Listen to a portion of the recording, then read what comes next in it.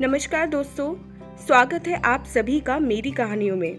मैं हूं शिखा और एक बार फिर से आपके लिए लेकर आई हूं एक नई कहानी और उम्मीद करती हूं कि बाकी कहानियों की तरह ये कहानी भी आपको बेहद पसंद आएगी। पसंद आए तो चैनल को सब्सक्राइब करना मत भूलिएगा। इसके अलावा आप मुझे इंस्टाग्राम पर भी फॉलो कर सकते हैं। मेरी इंस्टाग्राम आईडी डिस्क्रिप्शन बॉक्स में दी गई है। तो चलिए अपनी आज की कहानी शुरू करते हैं।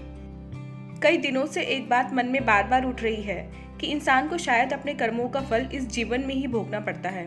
ये बात नहीं है कि मैं टेलीविजन में आने वाले क्राइम और भक्ति प्रधान कार्यक्रमों से प्रभावित हो गया हूँ। यह भी नहीं है कि धर्म ग्रंथों का पाठ करने लगा हूँ, न ही किसी बाबा का भक्त बना हूँ। यह भी नहीं कि पश्चाताप की महत्ता नए सिरे से समझ में आ गई हो। दरअसल बात यह है कि इन दिनों मेरी सुपुत्री राशि का मेलजोल अपने सहकर्मी रमन के साथ काफी बढ़ गया है। मेरी चिंता का विषय रमन का शादीशुदा होना है। राशि एक निजी बैंक में मैनेजर के पद पर कार्यरत है। रमन सीनियर मैनेजर है। मेरी बेटी अपने काम में काफी होशियार है, परंतु रमन के साथ उसकी नजदीकी मेरी घबराहट को डर में बदल रही है। मेरी पत्नी शोभा बेटे के पास न्यू जर्सी गई थी। अब वहां फोन करके दोनों को क्या बताता। स्थिति का सामना मुझे स्वयं ही करना था। आज मेरा अतीत मुझे अपने सामने खड़ा दिखाई दे रहा था। मेरा मुजफ्फरनगर में नया तबादला हुआ था। परिवार दिल्ली में ही छोड़ दिया था। वैसे भी शोभा उस समय गर्भवती थी। वरुण भी बहुत छोटा था और शोभा का अपना परिवार भी वहीं था, इसलिए मैंने उनको यहाँ लाना उचित नहीं समझा। वैसे भी 2 साल बाद मुझे दोबारा पोस्टिंग मिल ही जानी थी। गांधी कॉलोनी में एक घर किराए पर ले लिया था मैंने। वहाँ से मेरा बैंक भी पास पड़ता था। पड़ोस में भी एक नया परिवार आया था, एक औरत और तीसरी या चौथी में पढ़ने वाले 2 जुड़वा लड़के। मेरे बैंक में काम करने वाले रमेश बाबू उसी मोहल्ले में रहते थे। उनसे ही पता चला था कि वह औरत विधवा है। हमारे बैंक में ही उसके पति काम करते थे। कुछ साल पहले बीमारी की वजह से उनका देहांत हो गया था। उन्हीं की जगह उस औरत को नौकरी मिली थी। पहले अपनी ससुराल में रहती थी, परंतु पिछले महीने ही उनके तानों से तंग आकर यहाँ रहने आई थी। बचकर रहना विनय जी, बड़ी चालू औरत है, हाथ भी नहीं रखने देती। जाते जाते महेश बाबू ये बताना नहीं भूले थे, शायद उनकी कोशिश का परिणाम अच्छा नहीं रहा होगा, इसलिए मुझे सावधान करना उन्होंने अपना परम कर्तव्य समझा। सौजन्य हमें विरासत में मिला है और पड़ोसियों के प्रति स्नेह और सहयोग की भावना हमारी अपनी कमाई है। इन तीनों गुणों का हम पुरुषव्रत पूरी ईमानदारी से जतन तब और भी करते हैं जब पड़ोस में एक सुंदर स्त्री रहती हो। इसलिए पहला मौका मिलते ही मैंने उसे अपने सौजन्य से अभिभूत कर दिया। ऑफिस से लौटकर मैंने देखा वह सीढ़ियों पर बैठी हुई थी। आप यहाँ क्यों बैठी हैं? मैंने पूछा। जी सर, मेरी चाबी कहीं गिर गई है, बच्चे आने वाले हैं, समझ नहीं आ रहा कि क्या करूँ। आप परेशान ना हो, आओ मेरे घर में आ जाओ। जी, मेरा मतलब है आप अंदर चलकर बैठिए, तब तक मैं चाबी बनाने वाले को लेकर आता हूँ। जी, मैं यही इंतजार कर लूँगी, जैसी आपकी मर्जी। थोड़ी देर बाद रचना जी के घर की चाबी बन गई और मैं उनके घर में बैठकर चाय पी रहा था। आधे घंटे बाद उनके बच्चे भी आ गए। दोनों मेरे बेटे वरुण की ही उम्र के थे। पल भर में ही मैंने उनका दिल जीत लिया। जितना समय मैंने शायद अपने बेटे को नहीं दिया था, उससे कहीं ज़्यादा मैं अखिल और निखिल को देने लगा था। उनके साथ क्रिकेट खेलना, पढ़ाई में उनकी सहायता करना, रविवार को उन्हें लेकर मंडी की चाट खाने का तो जैसे नियम बन गया था। रचना जी अब रचना हो गई थी। अब किसी भी फैसले में रचना के लिए मेरी अनुमति महत्वपूर्ण हो गई थी। इसलिए मेरे समझाने पर उसने अपने दोनों बेटों को स्कूल के बाकी बच्चों के साथ पिकनिक पर भेज दिया था। सरकारी बैंक में काम हो न हो, हड़ताल तो होती ही रहती है। हमारे बैंक में भी 2 दिन की हड़ताल थी, इसलिए उस दिन मैं घर पर ही था। अमूमन छुट्टी के दिन मैं रचना के घर ही खाना खाता था, परंतु उस रोज बात कुछ अलग थी। घर में दोनों बच्चे नहीं थे। क्या मैं अंदर आ सकता हूँ रचना? अरे विनय जी, अब क्या आपको भी आने से पहले इजाज़त लेनी पड़ेगी? खाना खाकर दोनों टीवी देखने लगे। थोड़ी देर बाद मुझे लगा रचना कुछ असहज सी है। क्या हुआ रचना, तबीयत ठीक नहीं है क्या? कुछ नहीं, बस थोड़ा सिर दर्द है। अपनी जगह से उठकर मैं उसका सिर दबाने लगा। सिर दबाते दबाते मेरे हाथ उससे कंधे तक पहुंच गए। उसने अपनी आंखें बंद कर ली। हम किसी और ही दुनिया में खोने लगे। थोड़ी देर बाद रचना ने मना करने के लिए मुंह खोला तो मैंने आगे बढ़कर उसके होठों पर अपने होठ रख दिए। उसके बाद रचना ने आंखें नहीं खोली। मैं धीरे धीरे उससे करीब आता चला गया। कहीं कोई संकोच नहीं था दोनों के बीच, जैसे हमारे शरीर सालों से मिलना चाहते हों। दिल ने दिल की आवाज़ सुन ली थी, शरीर ने शरीर की भाषा पहचान ली थी। उसके कानों के पास जाकर मैं धीरे से फुसफुसाया, प्लीज़ आँख ना खोलना तुम, आज बंद आँखों में मैं समाया हूँ। न जाने कितनी देर हम दोनों एक दूसरे की बाहों में बंधे चुपचाप लेटे रहे। दोनों के बीच की खामोशी को मैंने ही तोड़ा। मुझसे नाराज़ तो नहीं हो तुम? नहीं, परंतु अपने आप से हूँ। आप शादीशुदा हैं और रचना, शोभा से मेरी शादी महज एक समझौता है जो हमारे परिवारों के बीच हुआ था, बस उसे ही निभा रहा हूँ। प्रेम क्या होता है ये मैंने तुमसे मिलने के बाद ही जाना। परंतु विवाह, रचना, क्या 7 फेरे प्रेम को जन्म दे सकते हैं? 7 फेरों के बाद पति पत्नी के बीच सेक्स का होना तो तय है, परंतु प्रेम का नहीं। क्या तुम्हें पछतावा हो रहा है रचना? प्रेम शक्ति देता है, कमजोर नहीं करता। हाँ, वासना पछतावा उत्पन्न करती है। जिस पुरुष से मैंने विवाह किया उसे केवल अपना शरीर दिया, परंतु मेरे दिल तक तो वह कभी पहुंच ही नहीं पाया। फिर जितने भी पुरुष मिले उनकी गंदी नज़रों ने उन्हें मेरे दिल तक आने ही नहीं दिया, परंतु आपने मुझे एक शरीर से ज़्यादा एक इंसान समझा। इसलिए वह पुराना संस्कार जिसे अपने खून में पाला था कि विवाहेतर संबंध नहीं बनाना, आज टूट गया। शायद आज मैं समाज के अनुसार चरित्रहीन हो गई। फिर कई दिन बीत गए। हम दोनों के संबंध और प्रगाढ़ होते जा रहे थे। मौका मिलते ही हम काफ़ी समय साथ बिताते, एक साथ घूमना फिरना, शॉपिंग करना, फिल्म देखना और फिर घर आकर अखिल और निखिल के सोने के बाद एक दूसरे की बाहों में खो जाना दिनचर्या में शामिल हो गया था। ऑफिस में भी दोनों के बीच आंखों ही आंखों में प्रेम की बातें होती रहती थीं। बीच बीच में मैं अपने घर आ जाता और शोभा के लिए और दोनों बच्चों के लिए ढेर सारे उपहार भी ले आता। राशि का भी जन्म हो चुका था। देखते ही देखते 2 साल बीत गए। अब शोभा मुझ पर तबादला करवा लेने का दबाव डालने लगी थी। इधर रचना भी हमारे रिश्ते का नाम तलाशने लगी थी। मैं अब इन दोनों औरतों को नहीं संभाल पा रहा था। 2 नावों की सवारी में डूबने का खतरा लगातार बना रहता है।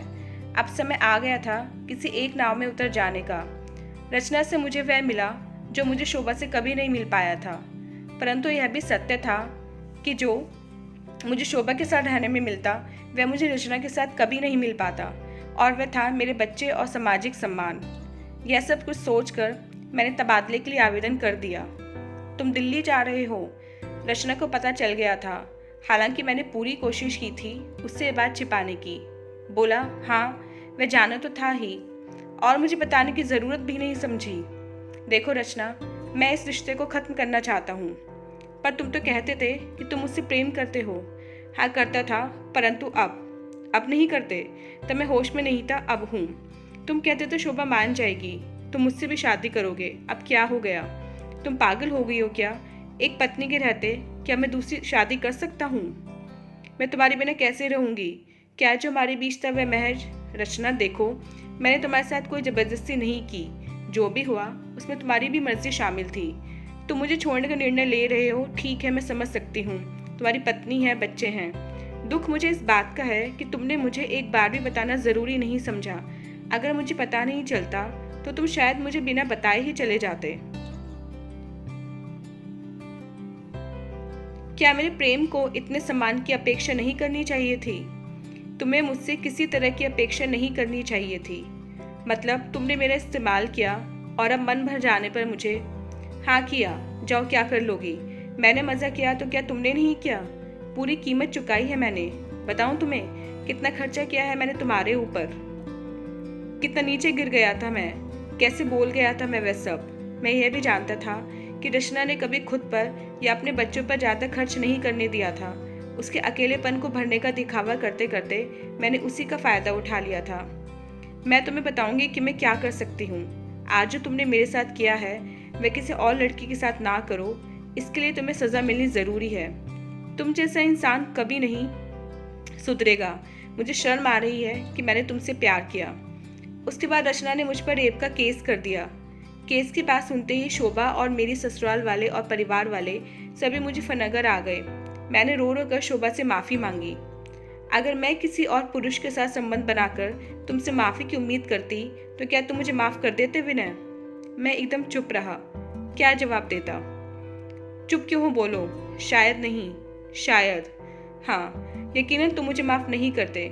पुरुष जब बेवफाई करता है तो समाज स्त्री से उसे माफ कर आगे बढ़ने की उम्मीद करता है, परंतु जब यही गलती एक स्त्री से होती है तो समाज उसे कई नाम दे डालता है। जिस स्त्री से मुझे नफरत होनी चाहिए थी, मुझे उसी पर दया भी आ रही थी और गर्व भी हो रहा था, क्योंकि उस पुरुष दम्भी समाज को चुनौती देने की कोशिश उसने की थी।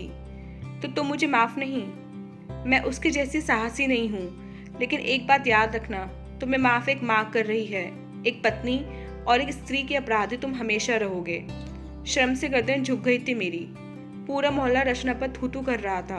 वैसे भी हमारा समाज कमजोर को हमेशा दबाता है।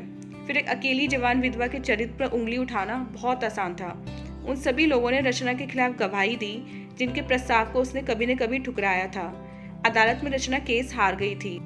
जज ने उस पर मुझे बदनाम करने का इल्जाम लगाया।